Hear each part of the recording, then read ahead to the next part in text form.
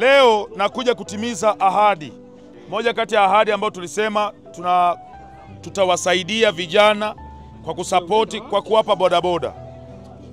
Kama nilivyoelezea sehemu zilizopita, vijana wengi wamekuwa wakipewa bodaboda, wanatakiwa walete hesabu shilingi 10,000 kila siku, wengine 15,000.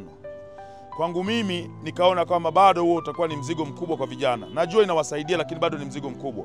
Tukasema tutawaletea kila kijiwe tutakipa pikipiki. Pikipiki ambayo itakuwa sio ya mtu yoyote, zaidi ni ya kijiwe. Kila mwenye kijiwe atakuwa na haki nayo. Kwa uongozi wao waliochagua na mfumo wao walionao, wao ndo watachagua pesa ya pikipiki wanaiweka wapi. Wao ndo watachagua pesa ya pikipiki inawasaidia nini. Kazi yangu mimi kama kiongozi wao nimewaletea pikipiki. Matumizi ya pikipiki ni wao ndo wanajua nani kwenye kijiwe watampa aendeshe, nani kwenye kijiwe atakuwa analeta pasenti, na maisha mengine atakuwa yanaendelea.